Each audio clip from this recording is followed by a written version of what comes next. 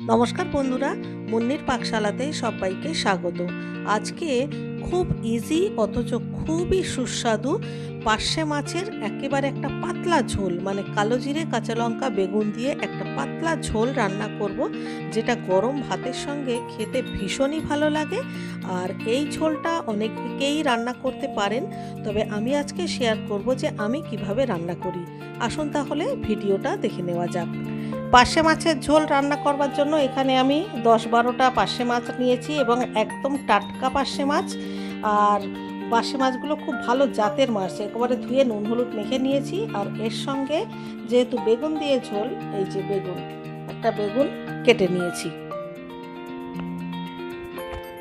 সবার প্রথমে মাছগুলোকে ভেজে নেব, তার জন্য একটা ফ্রাই প্যান বসিয়ে দিলাম আর তার মধ্যে কিছুটা সর্ষের তেল দিয়ে দিলাম, কারণ এই ঝোলটা কিন্তু সর্ষের তেলেই ভালো লাগবে। তেল গরম হয়ে গেছে, এবারে মাছগুলো দিয়ে দিচ্ছি।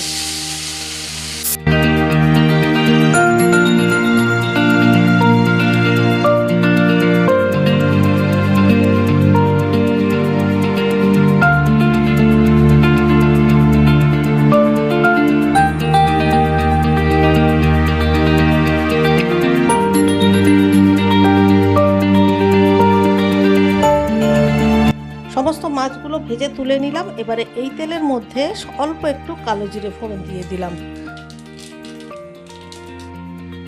এবারে এর মধ্যে প্রথমে কেটে রাখা বেগুনগুলো দেব। সামান্য একটু নুন আর একটু সামান্য হলুদ দিয়ে বেগুনগুলো ভেজে নেব।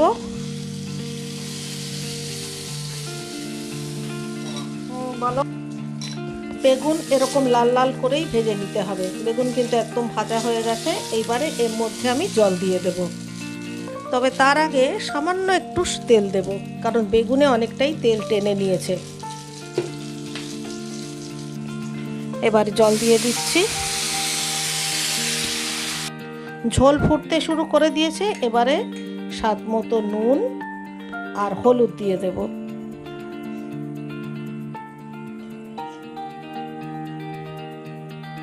সেই সঙ্গে ভেজে রাখা মাছগুলোকেও দিয়ে দেব।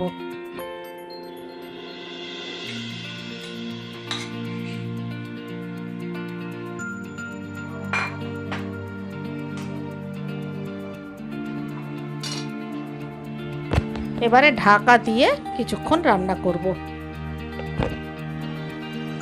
4-5 মিনিট রান্না করে নেওয়ার পর মাছও সেদ্ধ হয়ে গেছে আর বেগুন তো আগে থেকেই সেদ্ধ হয়ে গেছিল। এবারে কটা কাঁচা লঙ্কা চেরা দিয়ে দেব।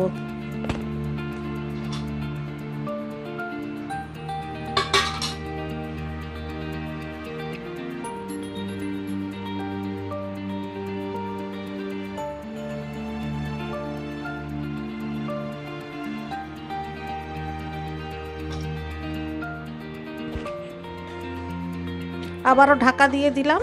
2 মিনিট মতো রান্না করব। 2 মিনিট হয়ে গেছে আর দেখুন আমাদের পার্শে মাছের বেগুন দিয়ে ঝোল কিন্তু হয়ে গেছে। খুব বেশি লম্বা ঝোল না রেখে এরকম অল্প অল্প ঝোল রাখলেই কিন্তু এটা খেতে বেশি ভালো লাগে। এবারে গ্যাসটা বন্ধ করে দিচ্ছি। এবারে ঝোলটা একদম পরিবেশনের জন্য রেডি। রেসিপিটা ভালো লাগলে বরাবরের মতো একটা লাইক করবেন, কমেন্ট করে আমাকে জানাবেন। আর আপনি যদি আমার চ্যানেলে নতুন বন্ধু হয়ে থাকেন তাহলে চ্যানেলটিকে সাবস্ক্রাইব করে প্লিজ আমার পাশে থাকবেন। তাহলে দেখা হচ্ছে পরবর্তী ভিডিওতে। ততক্ষণের জন্য সবাই ভালো থাকবেন, সুস্থ থাকবেন।